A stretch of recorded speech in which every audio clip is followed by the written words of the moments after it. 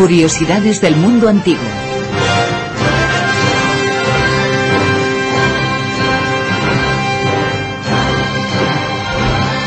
¿Cómo no? Con Ignacio Monzón. Muy buenas. Muy buenas noches, Bruno, y salve a las musas. Salve y enhorabuena. Enhorabuena. Enhorabuena a todos, ¿no? Enhorabuena a los premiados, como se suele decir. Pues eres tú el premiado. Me refiero a que eres tú el premiado, que ganaste el combate. Bueno, en representación de Roma, o sea, no, que los oyentes así lo decidieron. No, el combate lo ganó Roma. Sí. Y como Egipto está dentro de Roma, también Egipto ganó el combate. Es lo bueno que tiene Roma, ¿no? Ya. Pero, como digo yo, que con Roma ganamos todos. Bueno, pero si no llega a tener a ti de defensor, te aseguro que no gana Egipto, que no gana Roma, perdón. Ay, no, Roma gana por sí misma. No, todo, hasta los imperios más grandes necesitan los mejores defensores. Sí, por eso me habéis montado el arco triunfal. Exacto. Entrada de cero. Exacto, por eso. Hablando de Roma, vamos a hablar de uno de sus personajes, uno de los personajes ilustres de la antigüedad, ¿no? Un personaje, oye, que aunque hablemos de él y tengamos sus obras y nos las hicieran leer en el instituto y nos hartáramos de no entender a Homero, pero teníamos que leer a Homero. Sí, señor. Y sin embargo, es una mentira, ¿o no? Es una mentira...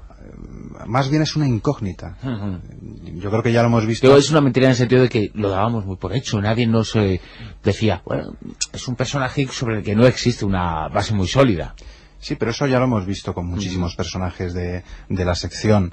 Realmente, claro, en una clase de instituto, de colegio, pues no da tiempo a hablar de toda la problemática que hay, incluso con cualquier entrada de una enciclopedia, por buena que sea, aunque sea una enciclopedia británica, pues no se puede hablar de realmente toda la complejidad que hay. En Homero yo creo que tenemos el caso, uno de los casos más flagrantes de ignorancia histórica. De ignorancia histórica por nuestra parte.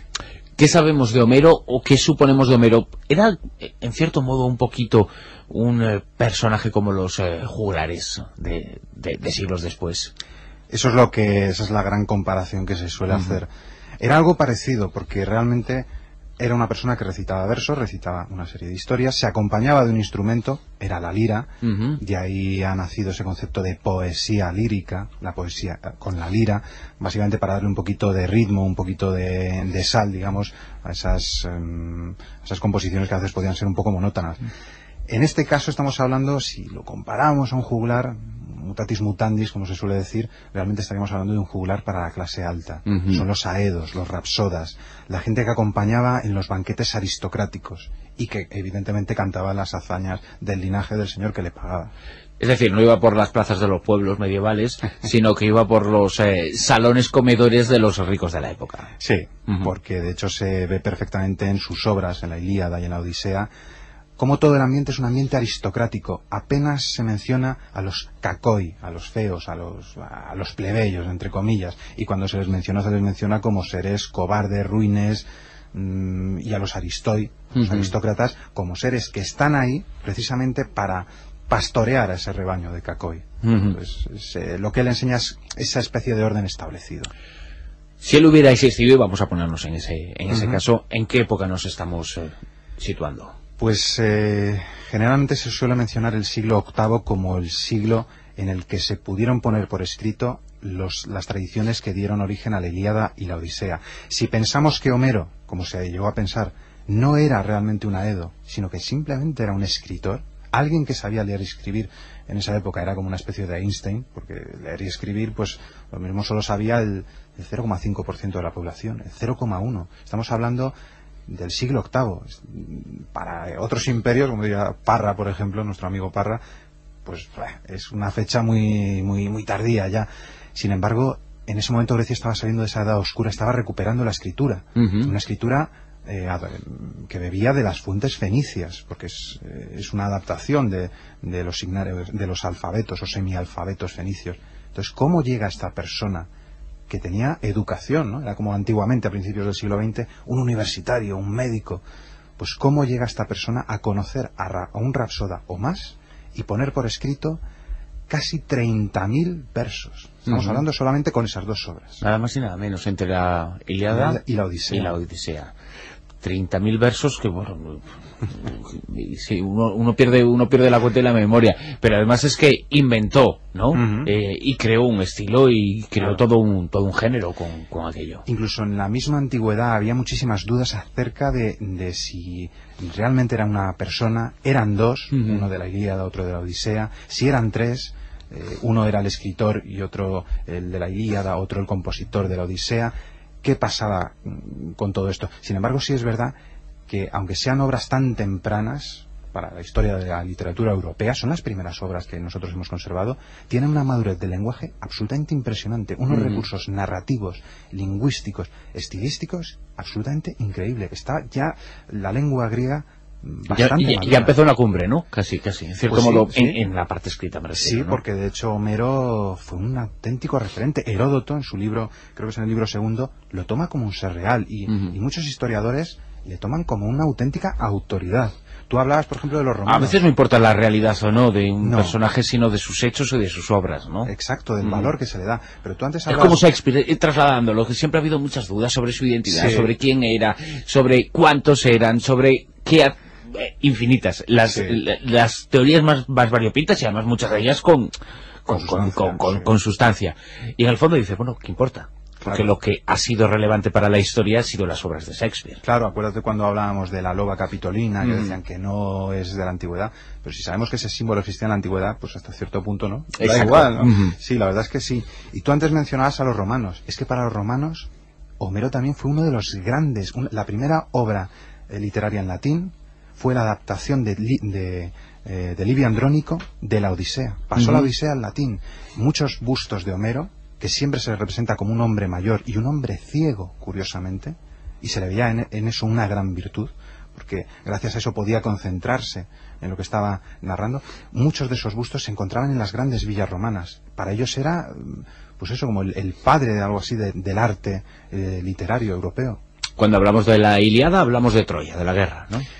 La Ilíada, o la guerra de Troya, la guerra de Ilión. Ilión es el otro nombre que recibe Troya, precisamente por eso le llamamos Ilíada. Es más, Schliemann, una de las primeras Troyas que rescató fue una colonia romana, la colonia de Ilion Nova, pero los romanos ya la habían encontrado antes que Schliemann. O sea, que los romanos por delante también. Curiosamente parece ser bastante más antigua que la Odisea, es decir, son como dos ambientes, dos argumentos muy diferentes, y la Ilíada realmente, aunque la gente se piensa que trata los 10 años de la guerra de Troya, solo el final, ¿no? Es el final, prácticamente el último mes, las últimas semanas, y ni siquiera el final, es decir, todo lo del caballo de Troya no aparece en la Ilíada. Solo son 24 cantos, pero relativos a esos últimos sucesos.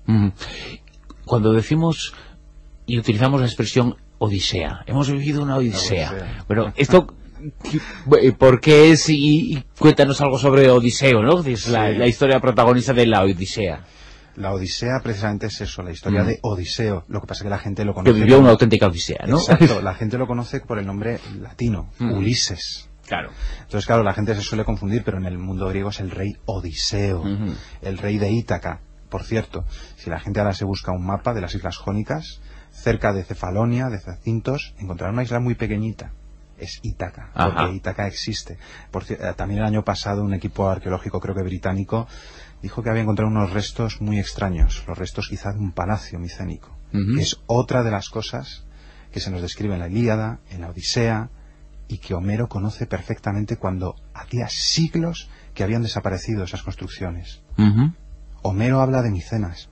Micenas apareció, la descubrió Schliemann. Troya era un mito, Schliemann la descubrió. Tirinto, la arenosa Pilos, el palacio de Néstor, apareció. Es decir, todo lo que se nos narra en esos relatos, o casi todo, da la sensación de que acaba apareciendo. Precisamente por eso la Odisea, que nos narra un auténtico viaje por todo el Mediterráneo, un Mediterráneo muy mitificado, se ha llegado a pensar que esconde muchas verdades, quizá periplos micénicos por el Mediterráneo. Incluso en la península ibérica hemos encontrado algún pequeño resto micénico. Es decir, que esas leyendas, por ejemplo, de que Odiseo... O sea, que era más un periodista que un cronista, ¿no? En cierto modo, que utilizó la literatura, la fantasía, pero un cronista se basa en hechos más o menos reales, ¿no? Aunque los relate a su modo. Claro, pero en este caso realmente da muy poca importancia a si es real o no. Realmente uno se basa en la realidad simplemente para tener como motivos, ideas, argumentos para tener. Porque lo que importa en el relato mítico siempre es el sentido que se le da, el significado, más que la realidad. De hecho, como digo, el Mediterráneo es un Mediterráneo mitificado, hay gigantes, hay dioses, hay seres demoníacos, hay varios caminos al infierno en el Mediterráneo, que Odiseo tiene que realizar toda una serie de pruebas que serían imposibles para un hombre de verdad. Entonces, más que nada son como a veces metáforas, son como ejemplos, a veces son inspiraciones. La Ilíada y la Odisea se tomaron como auténticos manuales de comportamiento aristocrático. Los jóvenes debían conocer la Ilíada y la Odisea para saber cómo debían actuar.